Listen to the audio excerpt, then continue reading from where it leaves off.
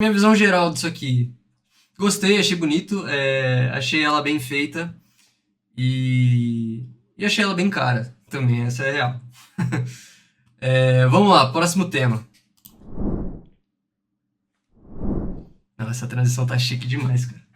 Bom, mas vamos lá, vamos falar do primeiro assunto meio que sério, assim, do canal aqui, falando dos casos do Pedrinho e do Luan.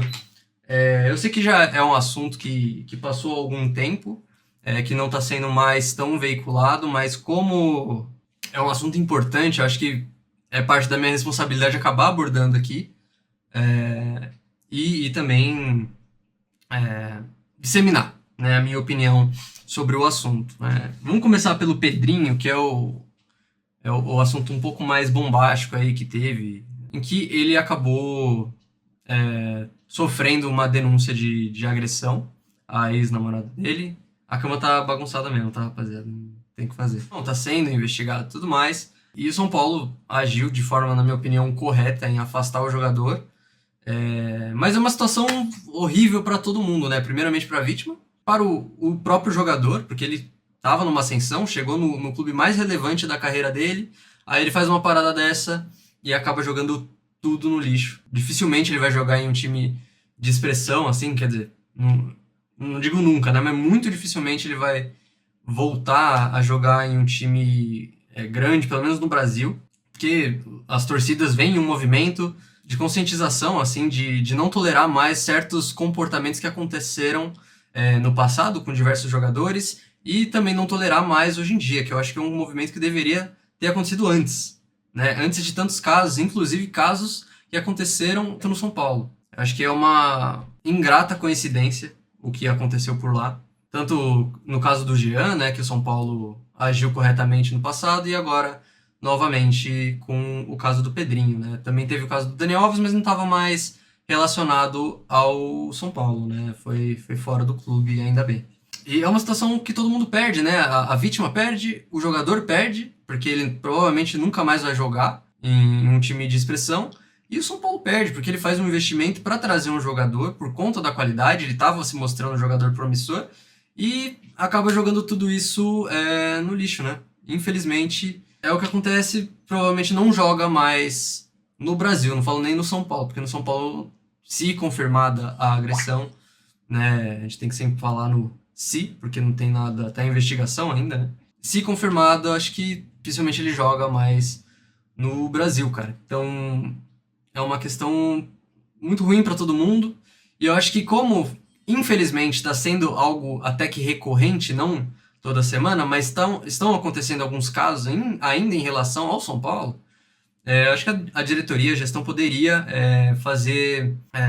se precaver, né? Ser de novo pioneira e fazendo algo que eu pensei na parte contratual mesmo, para se precaver desse tipo de episódio, né? Colocar uma cláusula lá falando que se a pessoa, o jogador em questão, o profissional em questão, acabar participando de episódios de agressão, o São Paulo ele tem todo o direito de fazer as medidas administrativas cabíveis, né? Então, afastamento, banimento do clube, etc., sem mais perda financeira, né? Acho que isso custa R$ 0 para o São Paulo, dá uma boa repercussão para o time, né? Porque já coloca ele, né, nessa questão de preocupação, né, com esse problema que existe na sociedade, vai continuar existindo até a gente não se mobilizar contra isso, de verdade contra isso. E na questão jurídica e financeira também, né? São Paulo acaba se precavendo de, infelizmente, atos como destes jogadores, né? Então, acho que seria algo cabível, não custaria muito ao clube, daria uma boa repercussão e é de graça, né? E casos também como o do Luan. O Luan, eu sei que vocês estavam pensando que eu ia falar sobre a renovação dele e tudo mais. Minha opinião é bem rápida e simples sobre esse assunto. Eu acho que o Luan tem a escolha na mão. São Paulo deu uma proposta para ele. Acho que ele está esperando uma confirmação que será titular, e esperando novas propostas de novos times. E essa questão da titularidade é meio complicada, né? Porque o próprio Rogério, ele não garante nenhum titular no time. O que é bom. O que é bom. Porque mostra que é um time homogêneo, né? Mal montado, porque faltam peças, porque faltaram peças e o time não foi atrás, mas nivelado, né? Balanceado. As peças que tem lá, elas conseguem competir entre si, né? Então, você pegar os goleiros, por exemplo, o Rafael, o Jandrei e Felipe Alves, eles estão mais ou menos ali no mesmo nível técnico, vamos dizer assim, né? Apesar que alguns saem um pouquinho melhor em algum aspecto, outros não, né? Saída de pé com o Jandrei, eu acho que é a melhor dos três. Debaixo do gol, acho que o Felipe Alves até agora. Rafael é muito cedo para falar qualquer coisa dele ainda. É, mas enfim, eu tava falando da titularidade. Eu acho que a titularidade se conquista, né? É meio complicado você usá-la, né, como garantia para você renovar alguma coisa, né? Não funciona. E aí circulam alguns boatos, né, que o Flamengo provavelmente estaria interessado em contratar o Luan, e é complicado, né? Porque ele teria que tomar a posição de titular em algum outro time, né? Então acho que assim, é muito difícil ele sair de um time que ele é identificado com a torcida, que ele faz a diferença, né? É o nosso melhor marcador no meio-campo, para ir para um outro time que ele não é identificado e que teria que, assim, correr muito atrás de tirar o Gerson da titularidade. Nem sei se é o Gerson o cara da posição dele, mas qualquer jogador do Flamengo seria extremamente difícil. No São Paulo, é difícil também, temos bons jogadores. Chegou o Jackson Mendes, que é um belíssimo jogador, mas até mesmo por questão de dificuldade, eu acho que é mais complicado dele sair do São Paulo para ir para o Flamengo. Óbvio que a exposição é outra, por conta do momento do São Paulo, né?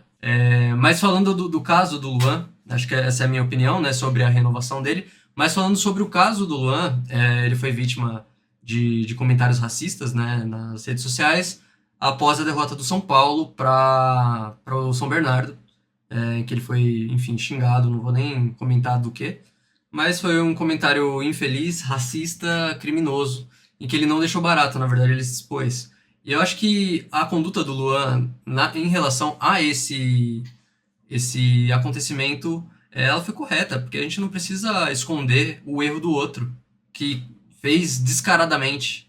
Ele postou alguns prints falando da pessoa, dando desculpas, né, sobre o acontecido e algumas coisas, assim, nada a ver, sabe? Tipo, não, é que eu chamo assim um amigo meu, seu chat estava embaixo.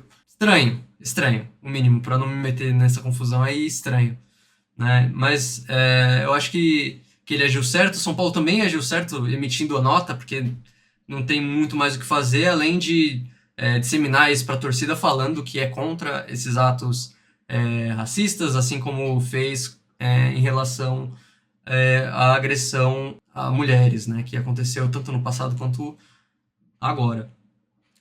Então acho que o São Paulo agiu certo, pode agir mais em relação a essa causa, a essa luta aí, né? Porque infelizmente é um mal que continua e vai continuar na sociedade por algum tempo enquanto a gente não se mobilizar para acabar.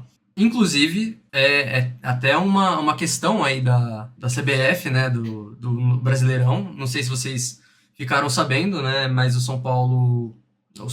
a CBF aprovou agora a penalização dos times em que se entoam cantos ou ofensas racistas durante os jogos. Agora o time pode sofrer consequências por conta dos torcedores, o que eu acho uma medida muito ok, muito justa e um pouco atrasada, porque poderia ter feito isso há algum tempo já. Porque é um processo de exemplo, né? O esporte, não só o São Paulo, mas o esporte em si, ele tem essa capacidade de influenciar positivamente a vida das pessoas, né? Então, quando a gente é forçado a não fazer isso, tem um motivo, e talvez o motivo inicial seja pouco, né? Que é a penalização do clube, seja no campeonato, né? Perdendo pontos, perdendo o mando de campo. Mas é importante porque ao passar dos anos, a tendência é que aconteça menos e que as pessoas entendam que é um tipo de conduta, enfim, por si só já é uma penalidade para a pessoa que fala, porque é crime, né?